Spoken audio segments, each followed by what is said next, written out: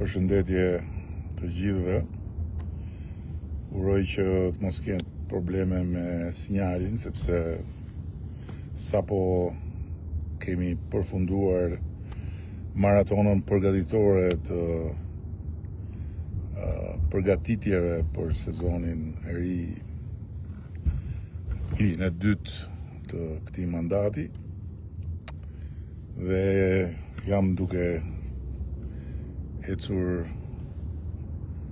drejt Pogradecit ose nëpërmjet Pogradecit, dhe këtu ka 2-3 pika që ka pak problem me sinjalin, po do mundohem të flas sa më shkurt, pasi ka patur interesim edhe nga mediat aty të pranishme, por preferova këtë kontakt të drejt për drejt, për të thënë që kemi përgatitur shumë çka tani më, duke i dhënë dorën e fundit, pasi kemi punuar intensivisht edhe si reflektim i thelluar i asaj që nisi përpara se sa pushimet të ndërprisnin punën intensive të ditës, edhe pse ishin pushime aktive në këtë drejtim, dhe kemi konsoliduar disa pozicione, qoftë lidhur me raportin qytetar-shtet dhe shtet-qytetar, dhe këtu kam parasysh qeverisjen ekzekutive, por edhe shumicën parlamentare. Kemi konsoliduar pozicionin lidhur me qasjen e re të partisë në territor përmes pranisë besnike, dhe kemi po ashtu konsoliduar disa pozicione lidhur me risit e vitit të dytë në aspektin e programeve të qeverisë, të cilat shtrihen nga disa programe të mëdha, ku mbase ai më i spikatur do të jetë programi i strehimit, për faktin që vjen si një gjë krejt e re, dhe deri tek një sër programesh të tjera që prekin faktikisht disa sektorë, pa harruar edhe ecurin e punës që tani më është puna e projektuar qysh në kryeterës. Besa është tani më një koncept i konsoliduar në themel të pozicionit të parë, raportin shtet-qytetar dhe qytetar-shtet, dhe besën ne shohim si një akronim, dhe jo thjesht si fjalën ndër më të vyrat e thesarit të kulturës dhe të historisë shqiptare, një akronim që thot besim, thot empati, thot shërbim dhe thot angazhim. Dhe me këtë tokë fjalësh kemi përcaktuar edhe hapat që do të ndiqen për ta çuar në një nivel tjetër marrëdhënien, duke pasur parasysh se tani disponojmë dy baza shumë të rëndësishme, baza teknologjike të marrëdhënies i Albanian dhe bashkëqeverisjen, të cilave do t'i shtohet dhe pasqyra Albania, që do t'jetë dritarja e vetme unike ku qytetari do të drejtohet.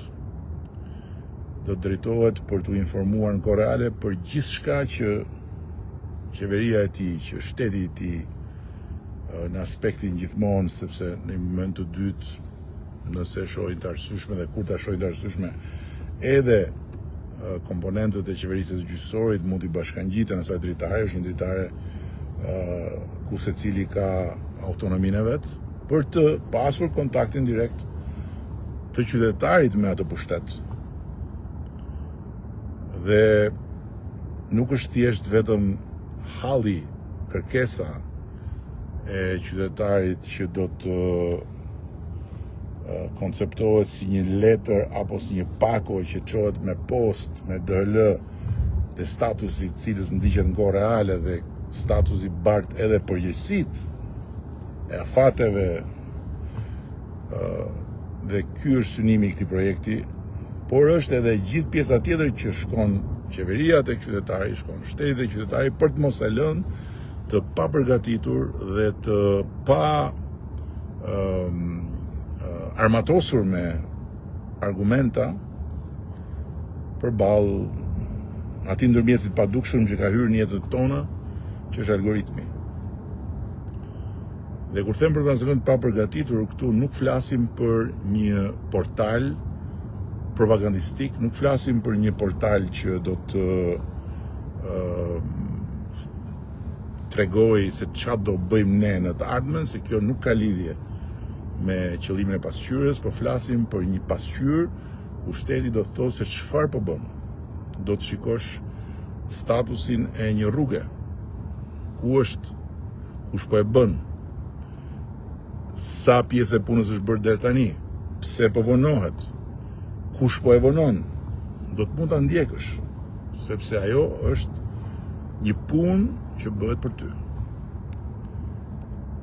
Kemi po ashtu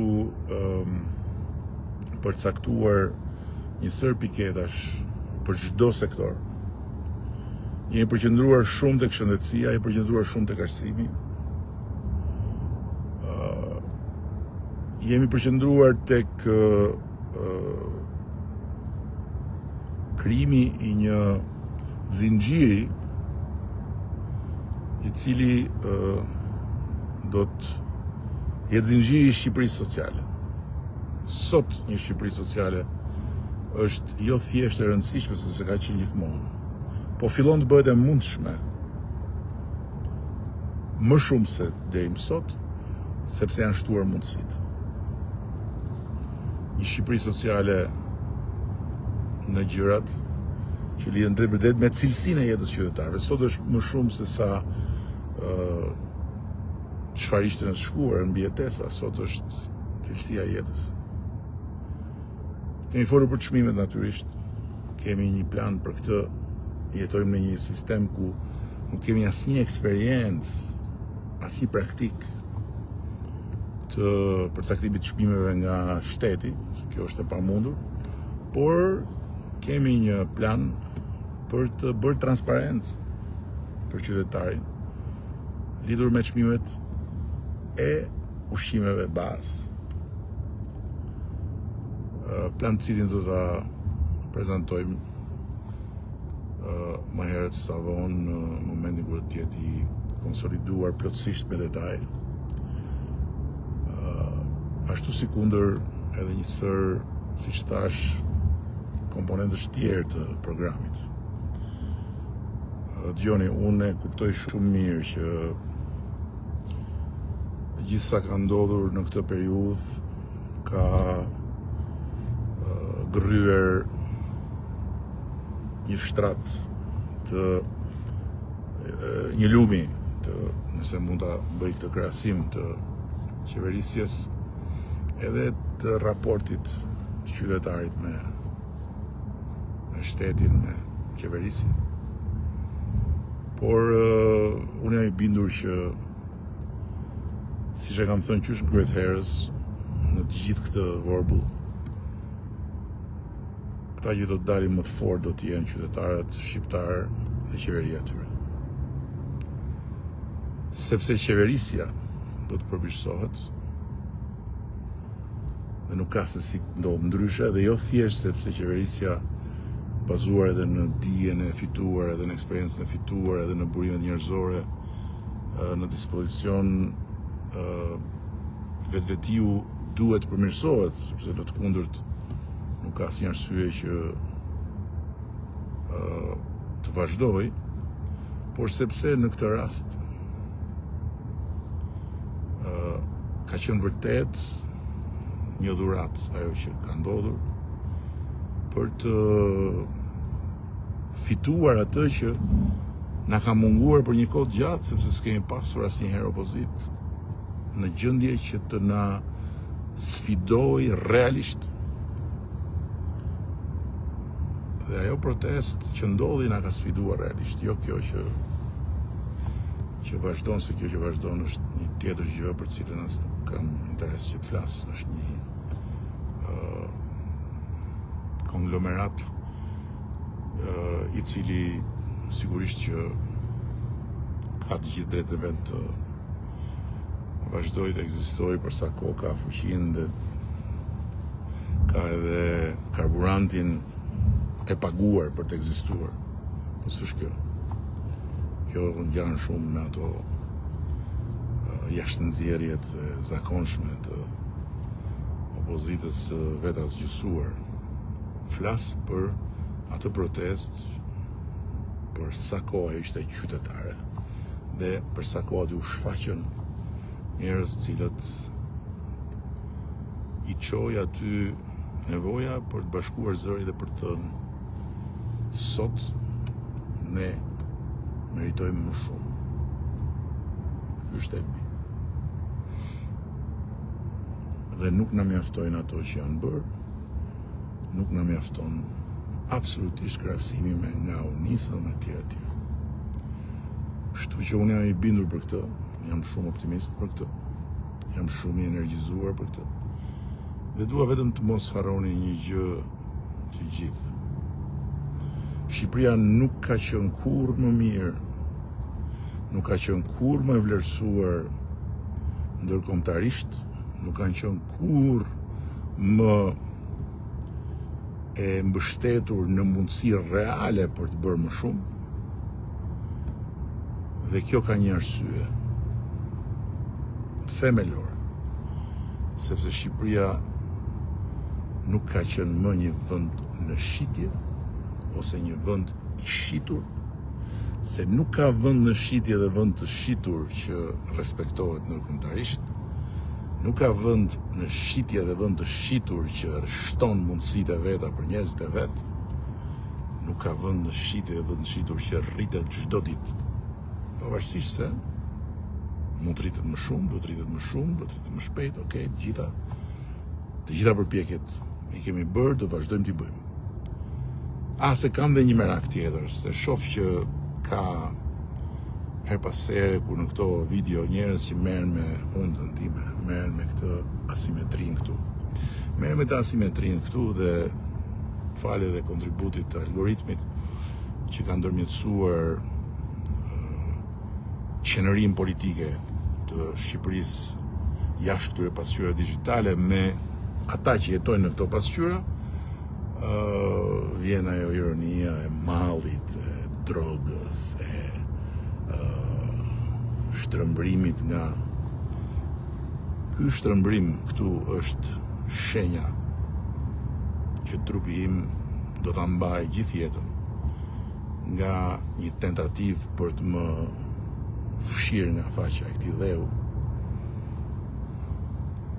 ku unë kam lindur, ku jam rritur dhe ku jam sot këtu, sepse edhe këtë gjurmë nuk e kam nga ndonjë arsye tjetër, po sepse edhe kur s'kisha asgjë në dorë, doja një vend që të rrinte drejt. Doja të jetoja në një vend që të mos i bënte bijtë e vet të ulin kokën kur i pyesnin ç'a jeti. Nga jeri. Dhe shpikërisht për këtë vend që unë mbaj dhe këtë gjurmën këtu. Nuk ju vë faj të gjithëve ju që i bëni thirrje hundës time, duke i qarë hallin për mallin e keq që ka marrë. Sepse jeni përgjithsisht shumë më të rinj se sa ajo histori, dhe unë nuk jam këtu për të treguar historinë time. për mos ka si rëndësi historia. Nëse ka një histori timen që unë një ditë mund të tregoj, është historia e gjërave që nuk arrita të bëj dot. Asgjë tjetër. Të tjerat janë aty. Dhe do të jenë aty. Quhet heritage. Në flasim.